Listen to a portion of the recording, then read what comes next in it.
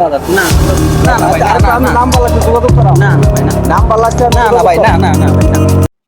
দর্শক, তল্লাশির এবারের পর্বে আপনাদের সামনে নিয়ে আসব লক্ষ্মীপুরের দালাল বাজারের বিসমিল্লা বেকারির নোংরা পরিবেশে উৎপাদিত খাদ্য, যেটা আপনি অনায়াসে তুলে দিচ্ছেন আপনার পরিবার কিংবা আদরের সোনামণির হাতে। আপনি কি জেনে শুনে আপনার পরিবারকে বিষ খাওয়াচ্ছেন? না না না ভাই, না আমি না নাম বলাতে যোগাযোগ করা না না ভাই, না নাম বলাতে না না ভাই, না না না ভাই, না। এই অস্বাস্থ্যকর দৃশ্য একটি বেকারির, যেখানে প্রতিদিন শত শত রুটি, পাউরুটি, কেক, বিস্কিট সহ নানাবিধ আইটেম উৎপাদন হচ্ছে এক ভয়াবহ নোংরা পরিবেশে। দোকানে যেসব খাবার থাকে চকচকে স্বাদে মিষ্টি, সে খাবারগুলো তৈরির ভয়াবহ বাস্তবতা তুলে ধরব আজকের অনুসন্ধানে। আমাদের অনুসন্ধানী টিমের গন্তব্য লক্ষ্মীপুর শহরের অদূরে দালাল বাজার নিউ বিসমিল্লা বেকারি। প্রতিষ্ঠানের নাম ধর্মীয় হলেও পবিত্রতার ছিটেফোঁটা নেই তাদের কাজে কর্মে। বেকারির ভেতরে প্রবেশ করতেই আমাদের চোখে পড়ে অস্বাস্থ্যকর পরিবেশ। ময়লা যুক্ত স্যাঁতসেঁতে পরিবেশ তৈরি হচ্ছে খাদ্য সামগ্রী। মেঝেতে রাখা ব্রেড, কেকে উঠছে মাছি, অনেক দিনের পুরনো তেল, পোকা পড়ে আছে চিনির শিরায়, পাশেই ময়লাযুক্ত ঢোবা। সব মিলিয়ে যেন এক খাদ্য উৎপাদনের কারখানার মরণ ফাঁদ। আমরা উৎপাদিত প্রোডাক্টে নজর দেই। বেশ কিছু প্রোডাক্টে উৎপাদনের তারিখ, মেয়াদ উত্তীর্ণের তারিখ কিছুই নেই। এই ভয়াবহ অবস্থায় কর্মচারীদের সাথে কথা বলার চেষ্টা করি, কিন্তু তারা কেউ কথা বলতে রাজি নন। তাদের উত্তর একটাই, মালিকের সাথে কথা বলুন।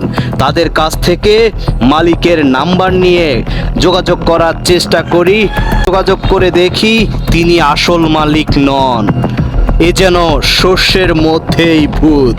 আমরা আবার ফিরি সেই বেকারিতে। এবার সরাসরি আমাদের চোখে পড়ে উৎপাদন কার্য, যেখানে দেখা যায় নোংরা পরিবেশে খাদ্য সামগ্রী তৈরিতে ব্যস্ত কর্মচারীরা। খালি হাতে দেদারসে কাজ চলছে, শরীর থেকে ঘাম ঝরছে, ন্যূনতম কোনো হাইজেনিক ব্যবস্থা নেই। এই অবস্থায় আমরা ম্যানেজার জুলহাস মিয়াকে পেয়ে যাই। তিনি শুরুতেই ইনিয়ে বিনিয়ে বলতে থাকেন, পরে বেকারির নোংরা পরিবেশের কথা তিনি স্বীকার করে নেন। ন্যূনতম যে হাইজিনটা মেনটেন করা উচিত সেটা আপনার এখানে হচ্ছে না, এটা আপনি স্বীকার করেন কি? যেটা নাম যেটা কইয়া গেছেন বলে গেছেন, আমরা চেষ্টা করে আর কইয়া করা মেনটেন যে হচ্ছে না এটা তো স্বীকার করেন, হয়। আপনারা এটা ইমপ্রুভ করবেন, এই তো? তার বক্তব্য শেষে আমরা আমাদের গন্তব্যে রওনা দিতে গেলেই তিনি আমাদের থামিয়ে দেন। টাকা পয়সা দিয়ে আমাদের ম্যানেজ করার চেষ্টা করেন। আমরা সেটা প্রত্যাখ্যান করে আমাদের গন্তব্যে রওনা দেই। আমাদের এবারের গন্তব্য নিরাপদ খাদ্য কর্তৃপক্ষ, লক্ষ্মীপুর জেলা অফিস। এই বেকারির নোংরা দৃশ্য তুলে ধরে জেলা কর্মকর্তা সুমধু চক্রবর্তীর মন্তব্য জানতে চাই। তিনি বিভিন্ন সীমাবদ্ধতা তুলে ধরে বলেন, আমরা আপনাদের অভিযোগের প্রেক্ষিতে নিয়মিত মনিটরিং করব এবং এই ব্যাপারে ব্যবস্থা গ্রহণ করব। সেগুলো পেয়েছেন, এগুলো আমার নজরে এনেছেন। নিরাপদ খাদ্য কর্তৃপক্ষের লক্ষ্মীপুর জেলা কার্যালয়ের লোকবল সম্পর্কে আপনাদের জানা আছে, তুলনামূলক একটু কম। তো সেই তুলনায় আপনাদের মতো যারা সচেতন মানুষ আছেন তারা যদি আমাদের নজরে আনেন, ধরে নিতে পারে আমাদের লোকজন বেড়ে গেছে। আমরা আপনাদের প্রতি কৃতজ্ঞ।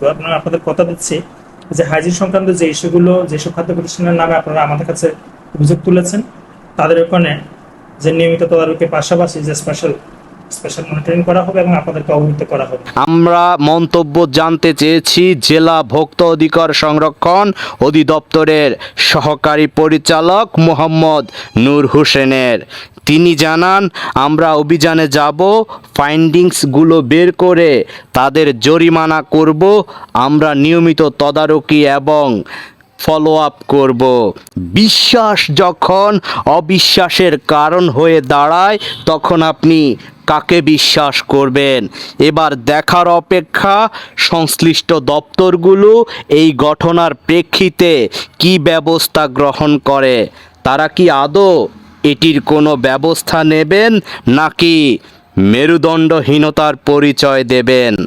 শুধু নিউ বিসমিল্লা বেকারির চিত্রই যে এরকম এমনটি নয়, এমন অস্বাস্থ্যকর চিত্র এই শহরের অলিতে গলিতে রয়েছে। তাদের পরের গন্তব্য হতে পারে এমন কোনো অনিয়ম আর অব্যবস্থাপনার প্রতিষ্ঠানে।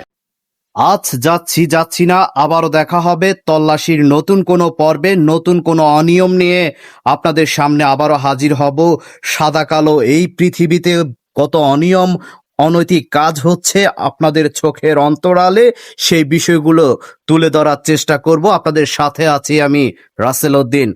আপনার অজানা কোনো গল্প যদি আপনার জানা থাকে, কোনো অনৈতিক অনিয়মের বিষয় যদি আপনি বলতে চান, সরাসরি আমাদেরকে জানাতে পারেন www.dhakaboyez.com এ। সরাসরি আমরা প্রচার করব আপনার কথা, নিশ্চিন্তে থাকবেন আপনিও।